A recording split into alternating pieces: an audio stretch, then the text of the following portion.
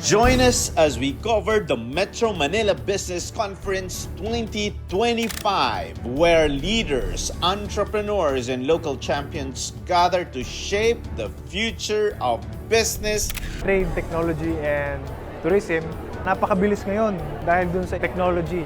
So businesses na-oblige silang mag-innovate. If we make our tourist areas attractive, then more investors will come and do business here.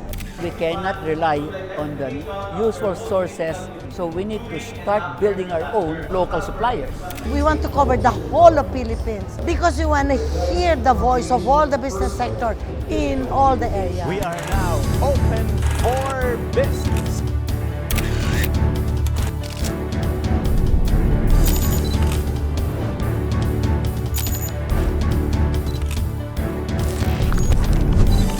It is a signal to the world.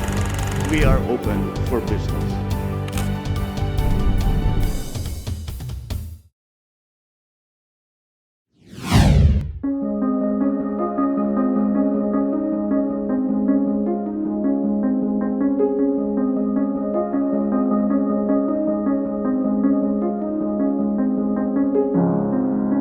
The Metro Manila Business Conference has consistently served as our region's premier platform for meaningful discourse and economic development. This year's focus on local synergies and business innovations, alongside global synergies and high-impact collaboration, reflects the dual reality facing Philippine enterprises today. As you know, businesses must master a delicate balancing act, rooting themselves locally while embracing a global outlook, driving innovation for growth without compromising their identity, and staying agile amid rapid local changes while boldly pursuing global opportunities. I'm happy to stand before you for the 2025 MMBC, where we gather under the inspiring theme, Trade, Tourism, and Technology, Synergy for Progress, purposely roadmap and opportunities for growth and economic sustainability and smart solutions. This conference truly reflects the heart of what our country needs: tourism, trade, and technology. The theme is trade, tourism, technology, which is very relevant now. Yes. And off-cam, we were talking about your initiatives in one of the T's, Yes. diba? Tourism, trade, technology. Can you talk more about, this putting Quezon City in the tourism map? How is that, Atty? Yes. Well, we believe that tourism is very vital for businesses to thrive in our country. And if we attract tourists, if we make our tourist areas attractive, then more investors will come and do business here. So here in Quezon City, we have several tourist spots. So Hindi lang yan. hindi lang Quezon City Circle lang. Yes. Okay. Actually, the Quezon City Circle is a home to different tourist area. We have the Presidential Car Museum inside the Quezon City Circle, and you also have the house of Manuel L. Quezon and the Bahay Modernismo. And when we speak of history and heritage, all of those can be seen inside the Quezon City Circle. And outside of that, we have one that is recognized to be a heritage house, the Miranila Heritage House. Of course, other than this, we're promoting businesses and food hubs in Quezon City. Right now, we are in partnership with the Maginhawa Food Community because we want to promote the Maginhawa Street as a tourist area. So in Maginhawa, there are actually several, at least 100 restaurants which are locals. And these restaurants are created and established by mostly residents of Maginhawa. And they offer very affordable, very unique and good food, ranging from coffee shops to chicken areas, halo-halo, and more. So this Maginhawa not only caters to several food restaurants, but they also organize events that will promote maginhawa. So It could be concerts, yes, ganyan. Parang there's busking, mga concert, ganyan. meron ding parang summer fest, art and Okay. food festival, and several more. So recently we had a partnership with them to help promote the Maginhawa community because we want investors to come in and invest in Maginhawa as well. If you see the whole stretch of Maginhawa, it's like 2.2 kilometers road. And it's composed of 3 barangays. There are still areas where investors can come in, like hospitality industry can go to Maginhawa. This will allow more tourists to come because if there's accommodation in the area, then definitely it will be more attractive for tourists to stay and to visit the Maginhawa. Ano sa palagay mo yung mga challenges ng Pilipinas? Bakit naiiwanan or sometimes, nauungusan tayo ng bansang Vietnam, bansang Malaysia, bansang Thailand when it comes to tourism? One of the problems is access. So, yung mga tourist areas natin, medyo mahirap siya puntahan. Let us say in Quezon City, if you go to the Tandang Sora Women's Museum, it's very difficult to go there. So like if you're a group of people, it would be more advisable if you use a bus because the parking is very limited. No? And in terms of the community, sometimes the community are not helping in promoting these tourist areas.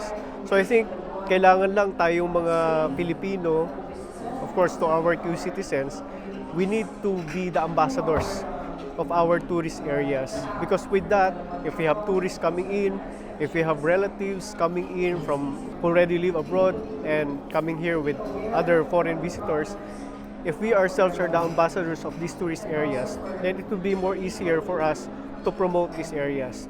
And of course, another thing is the infrastructure, the infrastructure for clean restrooms. That's very important. The hygiene is very important for tourists. If the tourist area is not clean, it's not hygienic, then definitely it's not attractive to them. So we just need to improve the infrastructures, the hygiene, and of course the overall experience of our tourists. Kasi in terms of the hospitality, wala na tayong problema doon. We're known for our Yes. hospitable character. Oo. So wala nang problema doon. Pero dapat ma-feel nila na tayo mismo sa ating mga turista, ma-experience natin na ini-enjoy natin yung mga ating tourist areas. Because if the tourists see that the locals enjoy our tourist areas, then it will be more inviting for them to go there as well. Kasi tignan mo yung Siargao. Di ba, yung Siargao, even the residents, they enjoy their tourist areas. Kaya ngayon, dahil nakikita ng mga foreigners na even the locals enjoy the areas, nagiging attractive for them And to they go there. become more inviting. Yes. Kasi when we speak of tourism, it's not just about the area, the spots or the location. It's also about the people. So dapat the people should be a tourist attraction as well. What inspired you to somehow look into this aspect of tourism for Quezon City? The inspiration is the community and of course our members because we want them to be known as well. We want to promote our members. If you speak of business, you also speak of market. And when you speak of market, people should come in. So for us to be able to attract people to come in, we have to make our areas attractive. And that is by making our tourist areas attractive. And if we promote these tourist areas in Quezon City, it will be an opportunity for these tourists, for these foreigners, for these visitors to take a look at the several establishments, members of PCCI-QC, to try their coffee, to try their food, to try their textiles. And if they will be coming in, that will benefit not only our members in PCCI-QC, but also the community as a whole. Iba't ibang cities po ang umattend, no? From Valenzuela, Caloocan, mga iba't ibang officials po ng LGU. Talagang lahat ng cities na umattend, talagang nag-i-innovate po sila para ma-improve pa yung system ng kanilang area. Yung sa Valenzuela po, so doon narinig ko na 8 seconds lang, meron ka ng business permit Napakalaking bagay nun para sa mga business owners or yung mga gusto magnegosyo. Convenient to start a business na rin sa city na yon. Actually, yung team ng event, swak na swak po sa business namin. Especially yung restaurant Take Me Dine. Sa trade, well, of course, pinopromote po namin yung delicacies ng Batangas. At the same time, parang tourism na rin, di ba? So, yung mga products ng Batangas na pupunta sa Manila, which is nakakatulong sa tourism and yung trade na nangyayari. Sa technology naman, trying to innovate pa rin kasi medyo lacking yung restaurant po or yung current system na ginagamit namin. Pero because of the event, parang na-inspire kami na mas mag-implement ng technology na kailangan po. Tulad ng mga systems, AI, and all. Para mas efficient and effective yung paggawa sa business po. Trade, technology, and tourism, napakabilis ngayon kasi dahil dun sa isang T, technology. So yung tourism and trade, nagiging mabilis. At the same time, yung economy po, fast rising din. So businesses have to, na-oblige silang mag-innovate, mas bilisan nila. Ang laki din ng impact po sa amin nun since yung competitors or yung industry, talagang kailangan makipagsabayan. Well, first of all, of course, is the theme, trade, tourism, and technology, the 3 T's, which is very vital in our economy, and it also gives an inspiration to boost my business, which is related to tourism. I have enjoyed the plenary about the best practices of the North Sector, the Kamanava, wherein you can see the collaboration and the support that the local government is giving to the local chamber. So I really love that. I would really want in our local government office, which is in Mandaluyong, to copy the same best practices of the other cities like Quezon City and Malabon, wherein they are promoting tourism. They have their own brochures and manuals, wherein they're promoting the tourism sectors and the business community. With one chapter already, like Quezon City, they already have a lot of projects. So in short, with this congregation of other chambers of commerce, are there specific outputs of these chambers of commerce on top of their chapter deliverable? Yeah, correct. You said it right. There are add-on specifically on international engagement. We actually link in a big way the national to the local chapters. So we actually facilitate, especially if they want to collaborate with other chambers. That's what we do. We meet every month, meaning there is a board of trustees and officers. We meet every month and actually we solicit reports. From there, we see things that are common and maybe important to collaborate. And of course, we see problems. We also, the whole of NCR, Chamber of Commerce of National Camp, help also. So either way, enhance, of course, assist, strengthen further. That's what we do. Now, Doc, is one of the most interesting themes now is the focus or theme of today's conference, trade, tourism, and technology. How important is this 3 T's? First, of course, we talk about the base, I would say, industry, tourism. Tourism, invariably there is trade.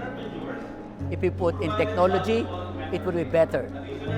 The tourism experience will be better.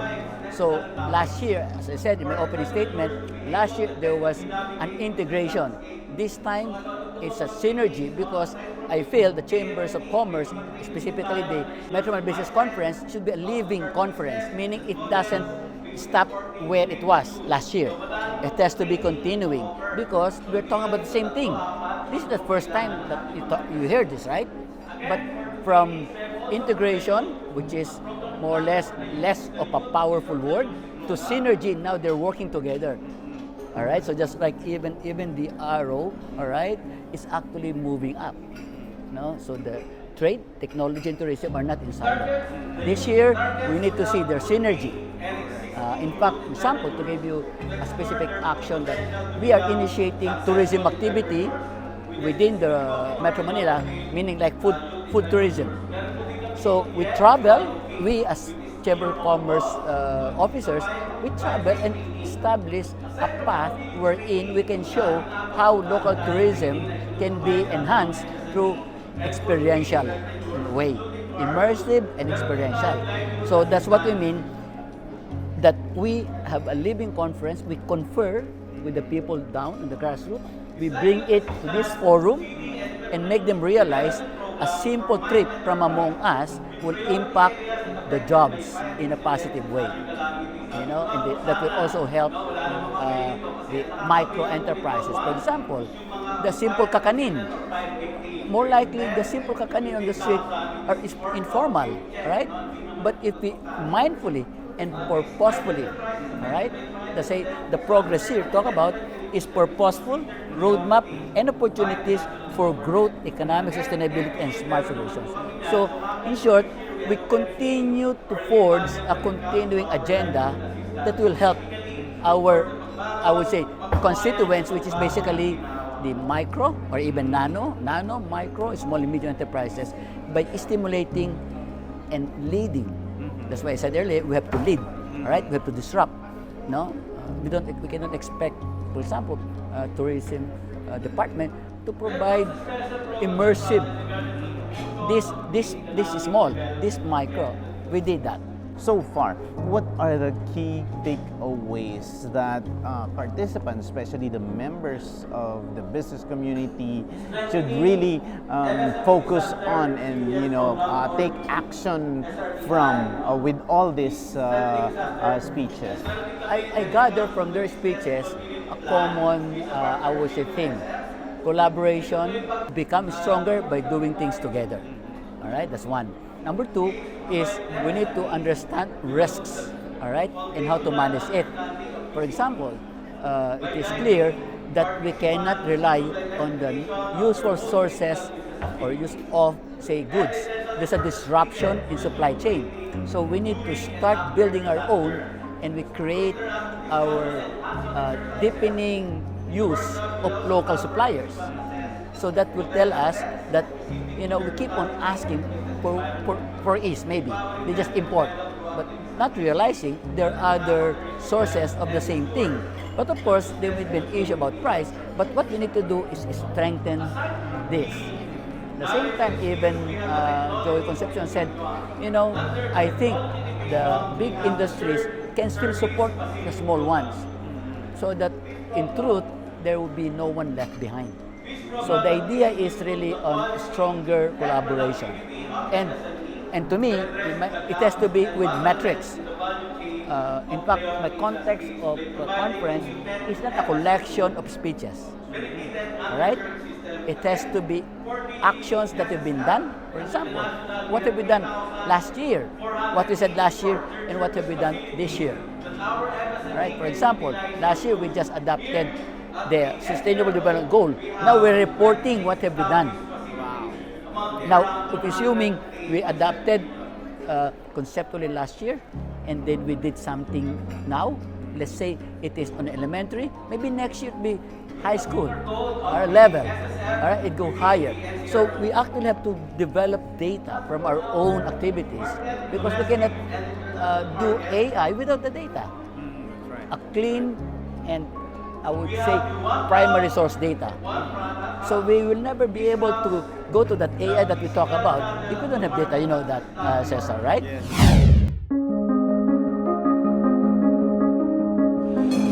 The power of this program is immense.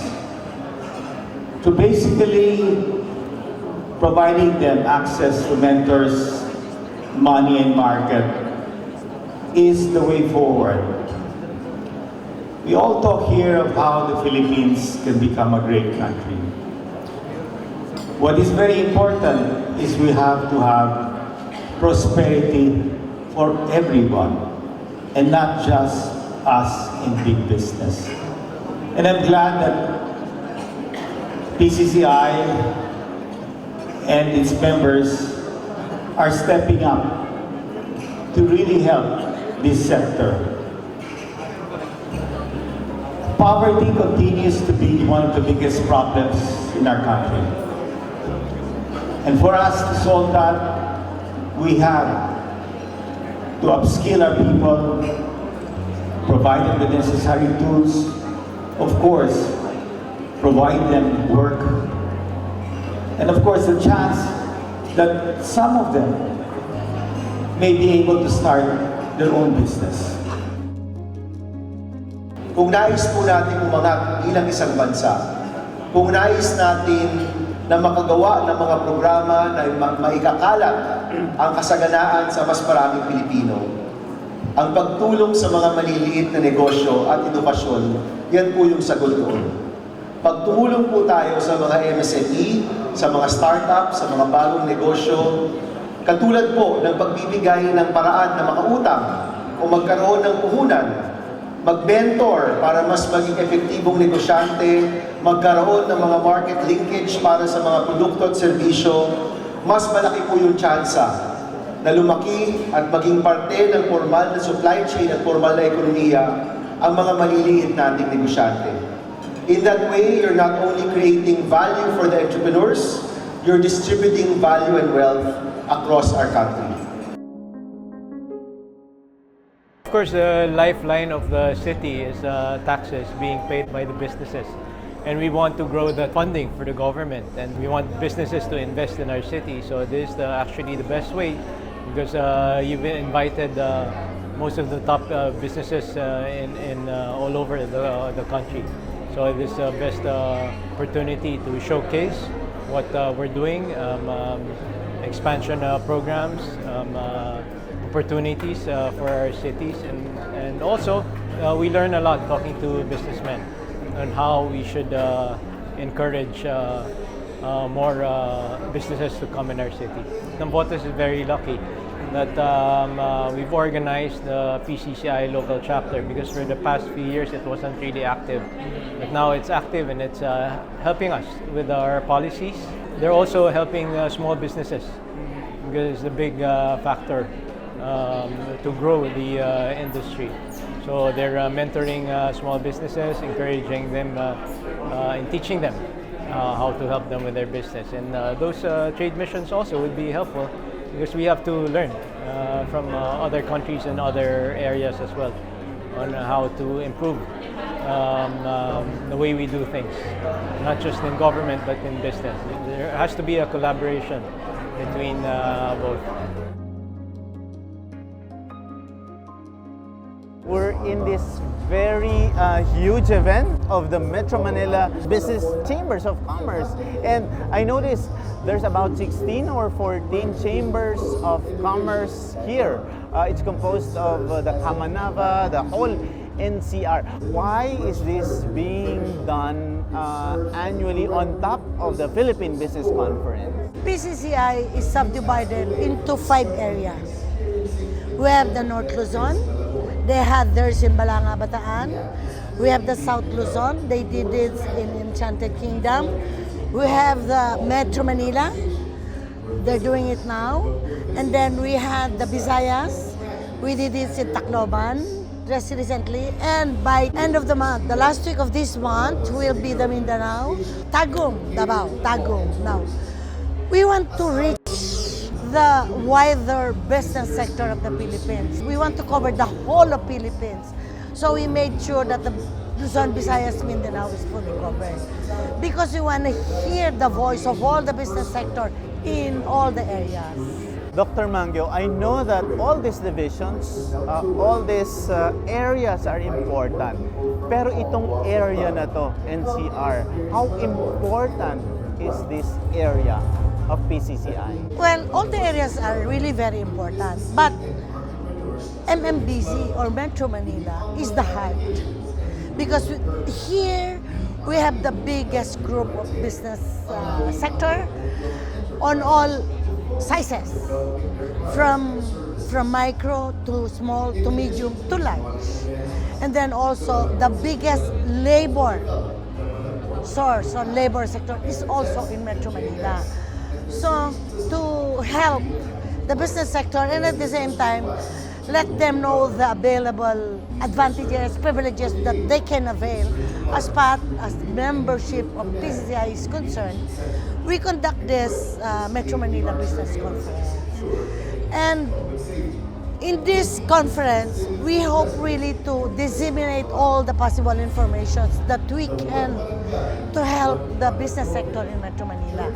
Because so far, as I've said, our labor sector in Metro Manila is the biggest, and we have to encourage more businesses to really flourish and to come.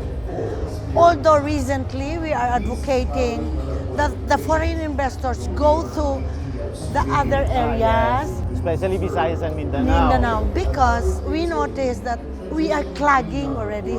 I mean, Saturated na minsan. yes, no, all graduates are coming over to Metro Manila to seek job because they don't have the corporations or the investors in their area where they can work. Yes. So this time we want to bring it to them to declag our area, Metro Manila. Right now, Bulacan is doing good. Davao, Cebu is doing good. Now we want to focus to Mindanao area, and furthermore in North. Naiiwan. The northern area is naiiwan. After Tarlac, you go Pangasinan and other areas, medyo naiiwan ng konti. Right now, Angeles, Clark, Subic, Tarlac are already doing good as far as investors is concerned. Processing zones are there, no? So they're doing good. Followed by Cebu, Davao, these are already doing good. So napansin namin, naiiwan ang Mindanao. So we are now encouraging, like for example, Cagayan, Iligan, farther area of Davao, to work harder in convincing investors to go to their area. Since naiiwan sila, I'm sure there are factors that you have seen, to somehow facilitate the movement of investments in those areas. Yun pa rin ba katulad ng dati, ang problema nila, infrastructure, connectivity, logistics, power supply, which is intermittent before. Okay, from my experience and from my discussions with the business sector and local government units covering Visayas area, because we just finished Tacloban, which is covering the Visayas area. Right now, they were able to improve their infrastructure. Sabi nga, the infrastructure designed for yesterday are now modernized. Okay, that's good. I brought Converge President, who is our chairman for the Philippine Business Conference this time. We brought him with us and he made a commitment. By December, the whole of Visayas Very will good. be Connected na. Connection. Okay. I-enlarge na yung kanilang mga capacity. And bibilisan na yung kanilang mga speed. Now, I was talking to him also and he said he was in communication with the government to improve the connectivity of Mindanao. So that is one area that we are focusing right now in our conference in Tagum, Davao, where we cover the Mindanao area.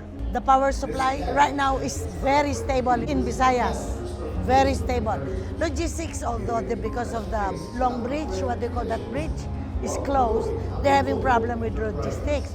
But I think the local government units was able to find ways by temporary construction of a bridge that would be connecting this island.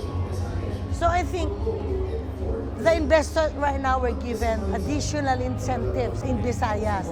And we're hoping to listen to what the Mindanao now is going to emphasize on their business conference, because I was already able to conduct some trade mission to the Mindanao area, brought them to Brunei, brought them to the other, Malaysia, Indonesia, where they can connect for possible investors and trade exchange.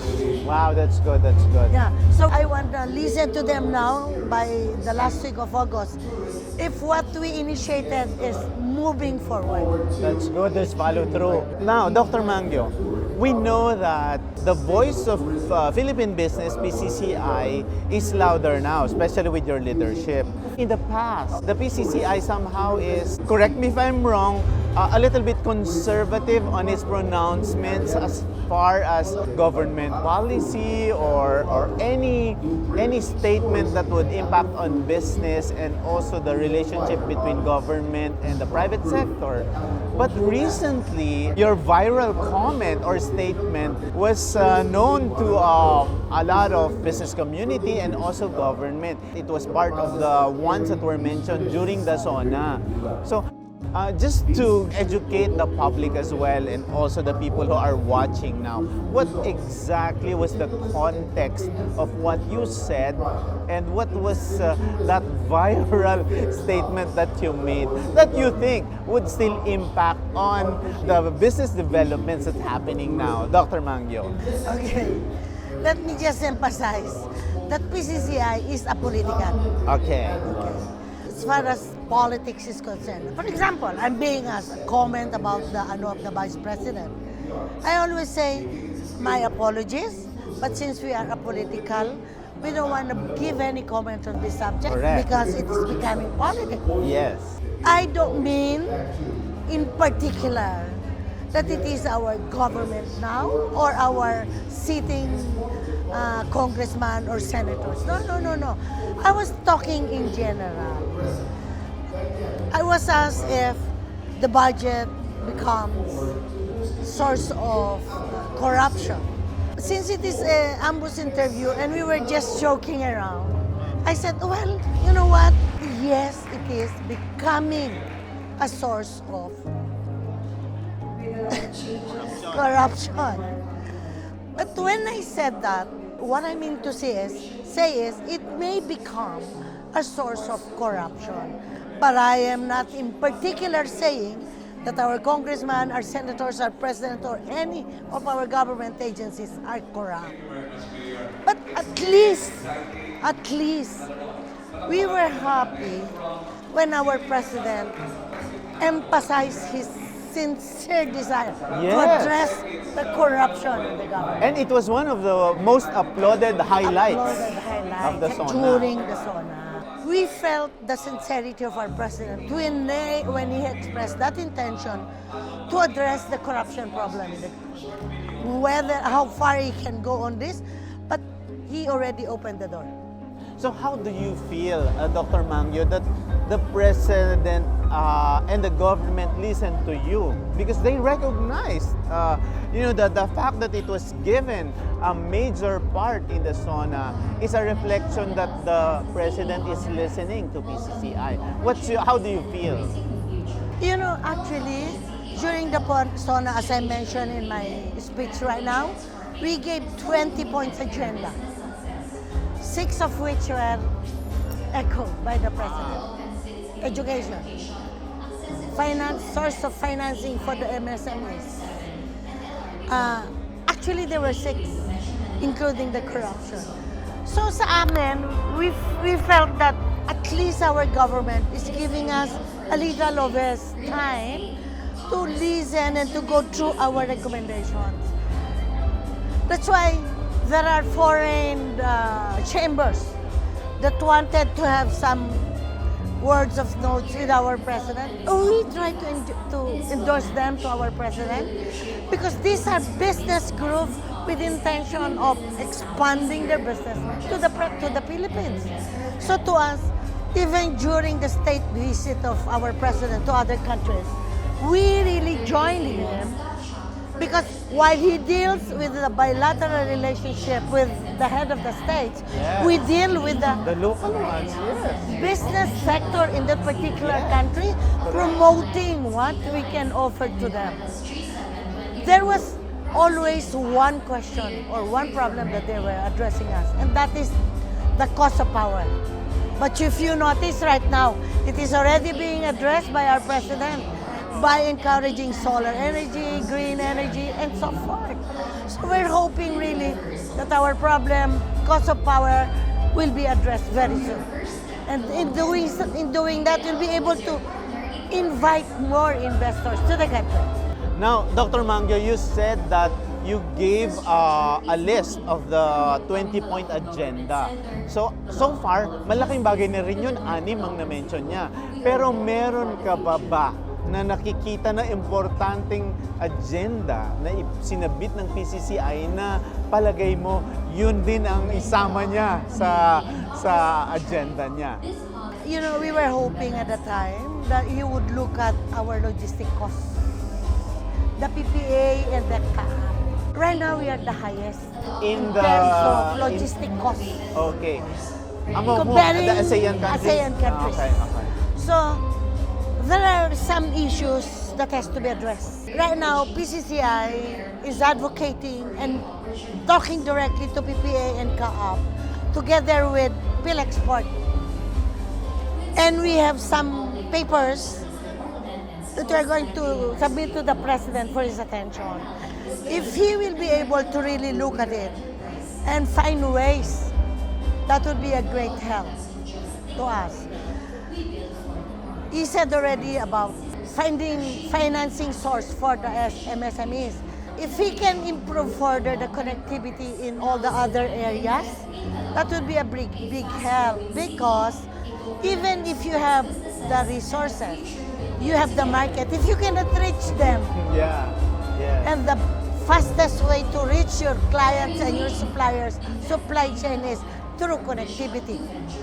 So we're working with Convergi, since it's very close to the government. If he can help us advocate that there are still a lot of areas that are not being reached by internet. So if we can really improve that further, that would be a good help. And also another one is, if only our president can look at the school and the teachers. Okay, right Meaning now, the quality of teachers, the quality of education. if they can give additional budget for training and further education of all the teachers, so they can. We are right now in the Parang training the trainers or training the teachers. We are now on the level of AI. Yes. Yet our teachers are still in this level. How can you encourage our students now? Are very much connected. No? And they're the ones who are using AI. Yes. So we have to start it with the teachers.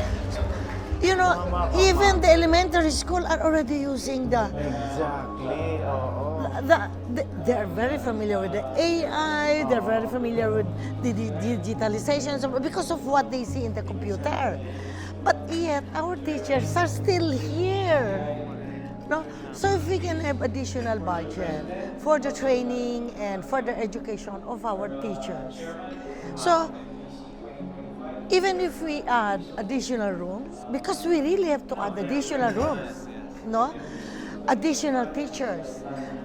We have also to improve or to upgrade our existing teachers. That is what we're trying to work with our Department of Education. Will the PCCI change with your latest pronouncements?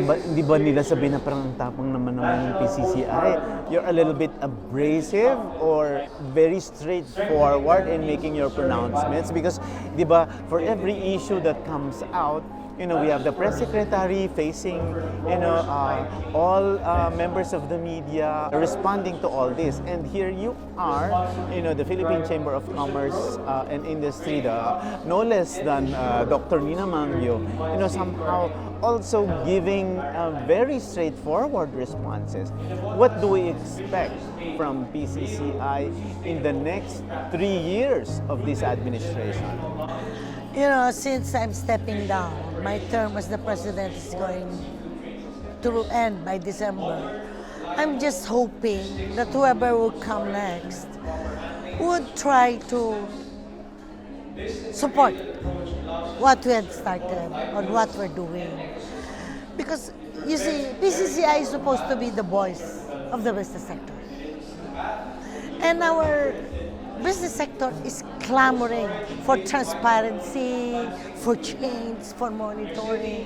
So, although we are apolitical, we want to express to the government that here we are trying to help and work with you. Please help us in addressing these issues and let's implement strictly the ease and cost of doing business, because that is very important to us. Now, if there are issues that are not addressed, especially in the local government, how can we expect the ease of doing business to move forward? So that is just what we're trying to convey. We are not being critical, or I should say, we are not against our government. As a matter of fact, with the hard work of our economic managers, we're really very positive that the Philippines is moving forward faster than it has projected. Magagaling yung ating economic managers, headed by Secretary ko. And of course, is following orders from our president. So, if they are good, our president is good. But we want them to also look at other factors, no, that are being expressed by the business sector and also by the foreign possible investors in the country. And if we can address this seriously, then Philippines will be one. Hindi tayo sasabihin na pag-iiwanan na. Because they have very good intention. It just have to be really implemented para mabilis ang moving forward.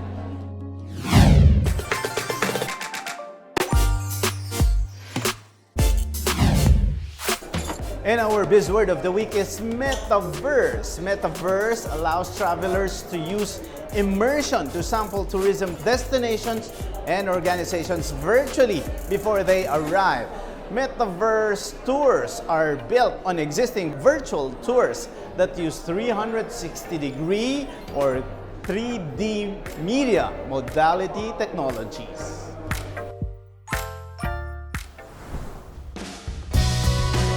The Metro Manila Business Conference 2025 underscores the vital role of trade, tourism, and technology in building resilient, inclusive, and future-ready economies. As cities face rising challenges from climate adaptation to digital transition, the conference offers a roadmap where innovation meets grassroots development. Entrepreneurs are able to apply the gainful insights on smart city models, new funding pathways, sustainable tourism, and collaborative business ecosystems, proving that local innovation is the new global strategy.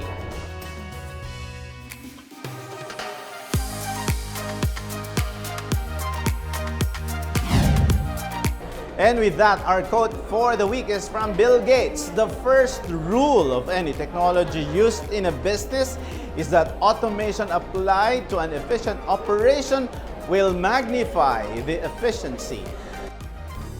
Maraming salamat sa isang oras na pagsama sa amin upang tunghayan ang isang makabuluhang usapan ukol sa negosyo dito lang sa Open for Business.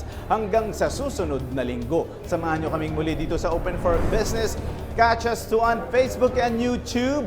Like and subscribe on our social media page at Net25TV.